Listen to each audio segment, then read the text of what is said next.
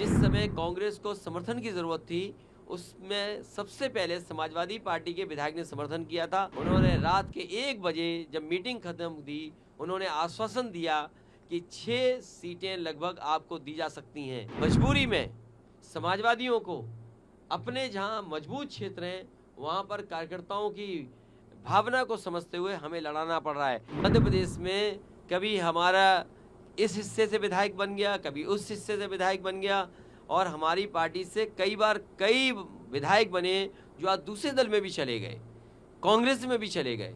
और मैंने याद दिलाया कि जिस समय कांग्रेस को समर्थन की ज़रूरत थी उसमें सबसे पहले समाजवादी पार्टी के विधायक ने समर्थन किया था और सरकार बनी थी।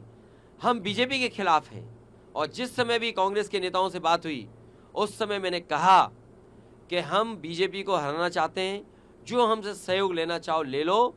और उस समय उन्होंने बैठक करके रात में 1 बजे बैठ करके, जिसमें हमारी पार्टी के एमएलसी रहे श्याम सुंदर जी, विधायक रहे दीपक, हमारे प्रदेश के अध्यक्ष, पार्टी के संगठन के डॉक्टर मनोज, इन लोगों ने बैठ करके कांग्रेस के वरिष्ठ नेता दोनों पूर्व मुख्यमंत्रियों से बात की।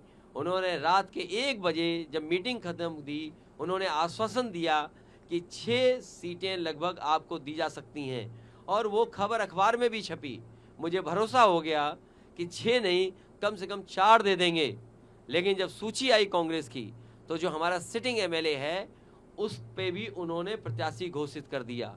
इसलिए मजबूरी में समाजवादियों को अपने जहां मजबूत क्षेत्र हैं वहां पर कार्यकर्ताओं की भावना को समझते हुए हमें लड़ाना पड़ रहा है। मैं ये भरोसा दिलाता हूं कि समाजवादी पार्टी उन्हीं सीटों पे लड़ेगी जहां पार्टी का संगठन है या संगठन उनको कहेगा हम बीजेपी को हराना चाहते हैं, उस लक्ष्य में हम लोग आगे बढ़ेंगे। देखिए, कांग्रेस पार्टी को साफ करना चाहिए था। मेरा मानना यह है कि अगर आपको सीट नहीं देनी थी तो समाजवादियों से बात नहीं करनी चाहिए थी।